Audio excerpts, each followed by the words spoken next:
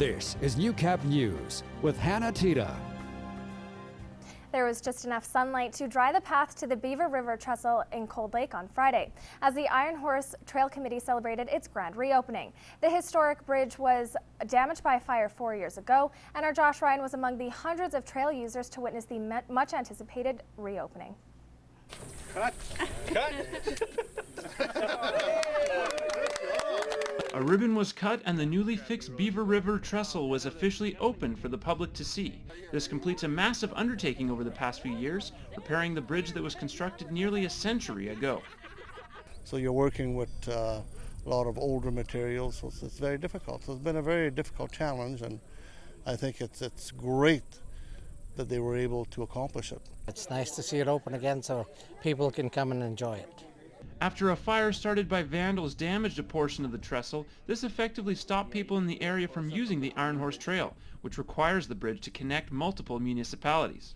If you lose a link like the Beaver River Trestle, then it basically cuts the trail in half, because there's no means or ways of getting across the Beaver River safely. I'm happy for all the people from Cold Lake and this area so they can get across and head to St. Paul and Bonnyville and use the Iron Horse Trail from here.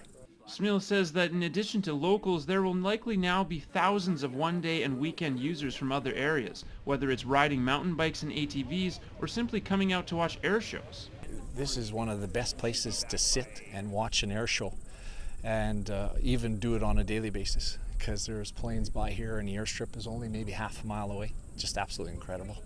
The next focus is on setting up measures to prevent the party crowd from gathering nearby. So there will be fencing, there'll be barriers put up to contain and keep the four-wheel drives off, because four-wheel drives aren't meant, trucks and traffic is not meant for the Iron Horse Trail.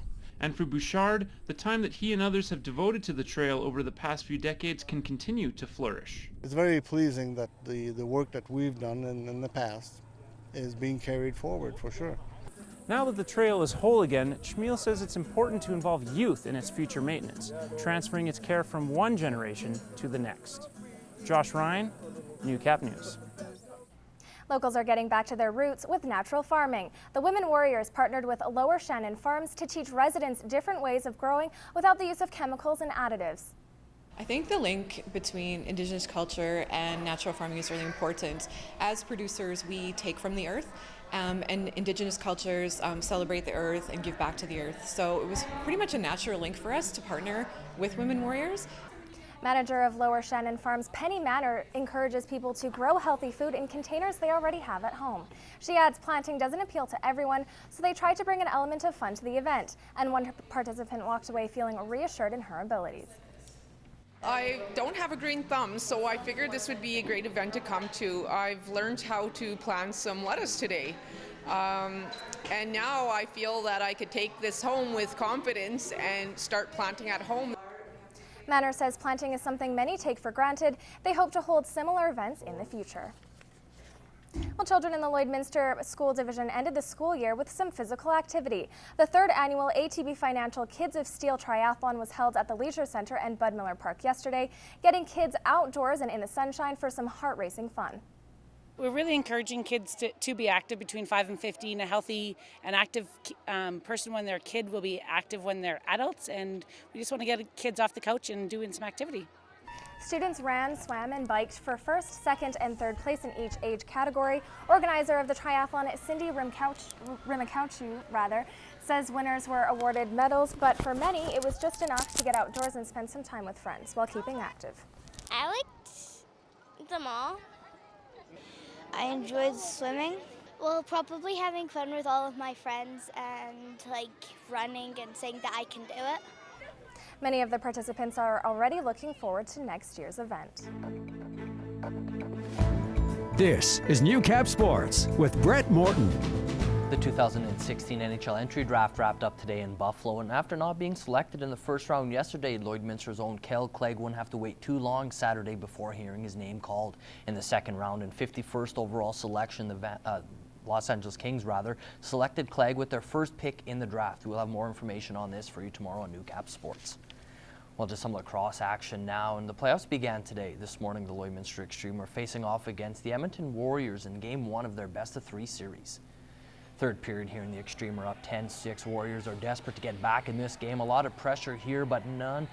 They cannot get anyone past Tyven Stewart here. He kept the Extreme up by 4. However, the Warriors, they are going to be able to break through here. They're going to get the ball to Keaton Perry, and he's going to walk in, fires it. It goes wide, but it hits something in front and goes into the net. It's now 10-7 for the Extreme there. An unlucky bounce for the Extreme, but the Warriors, they will take it.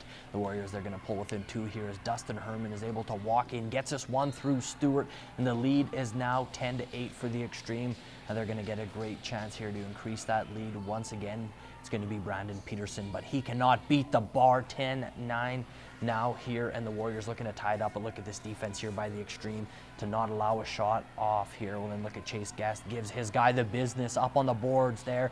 The Extreme bench is loving it. He would end up getting loose. The Extreme stay with him, and the defense once again is going to end that offensive attack there by the Warriors. Stewart, he was huge in net for the Extremes. He made some big saves to keep the team in the lead. However, the Extreme would hold on to take game 1 10-9 and can wrap up the series with a win tonight at 8 p.m. Game is at the Russ Robertson Arena. We will have a score for you for that game tomorrow.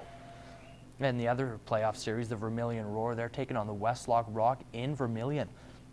After winning 5 games in a row, the Roar have lost 4 straight heading into the playoffs as the 4th seed, and the Rock are the 5th seed in the 2 meetings between these 2 clubs. They split each game winning a piece, with the Rock outscoring the Roar 14-13. Game 1 of the series got underway at 5, and it's currently in the second period. The Rock are up 5-3. Well, to some rugby now. The Cold Lake Lloydminster Penguins Reapers were in action today, taking on the Leduc Crude West in Cold Lake. It would be a tough loss for the Penguins Reapers, as they were defeated 43-5. Both teams started out strong in the first half, but after a few injuries, the Penguins and Reapers, they had to shuffle positions, could not put up points on the board. The ladies are now off until July 16th.